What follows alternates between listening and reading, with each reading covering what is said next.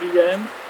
Další díl Jihočeských víkendů věnujeme těmto nádherným rechlím u Lenory a také Soumarskému mostu.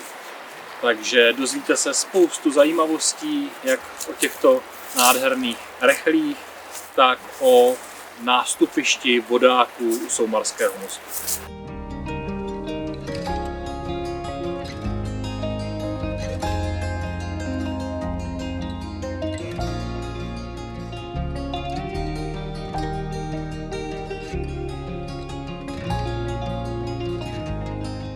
Lávka je dlouhá 25 metrů a široká 1,8 metrů. Stojí na žulových pilířích a je krytá šindelovou střechou. Je chráněnou kulturní památkou.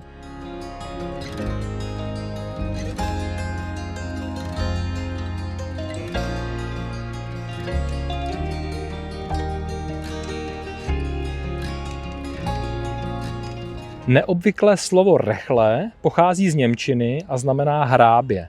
Lávka se totiž spíše než k přechodu řeky používala k zadržování a postupnému vypouštění dřevěných polen.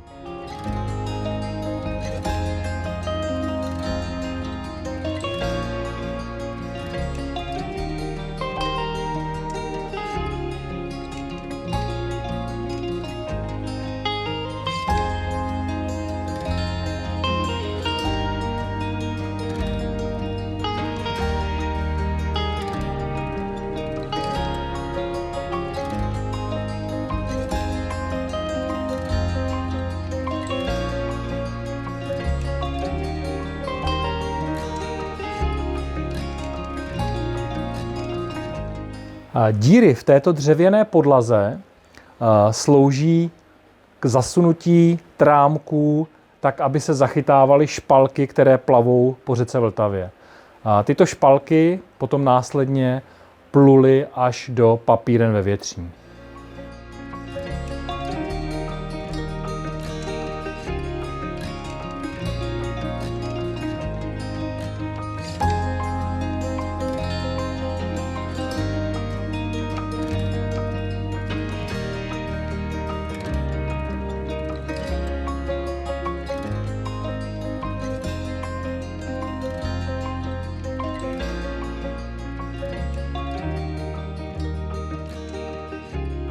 Jedna ze zajímavostí je, že informační tabule u lenorských rechlí je napsána v Braillově písmu.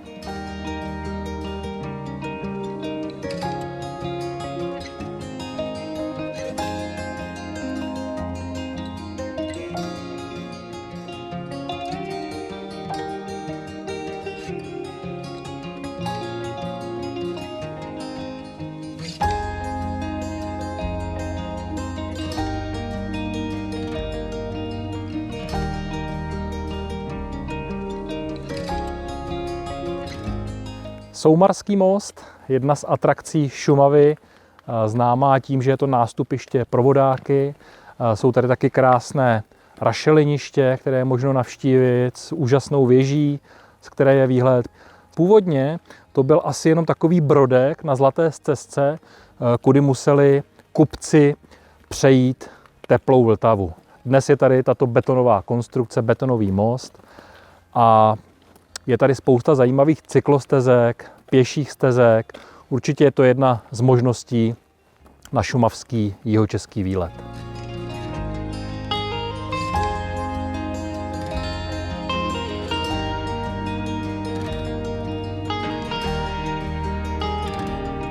Původní Soumarský most v roce 1937 nahradil most betonový, ale příliš dlouho nevydržel, neboť v roce 1945 byl vyhozen do povětří při osvobozovacích bojích v záběru druhé světové války.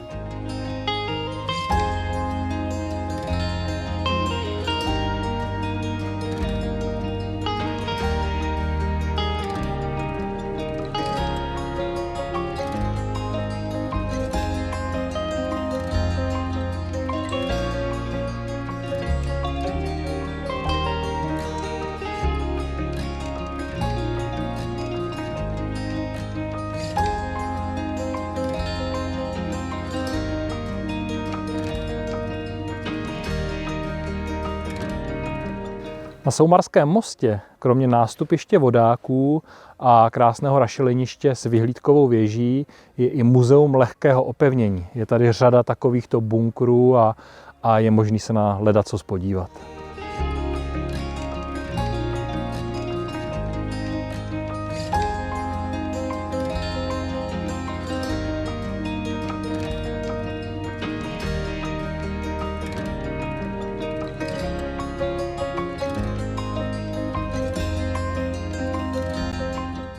Další díl jihočeských víkendů je za námi.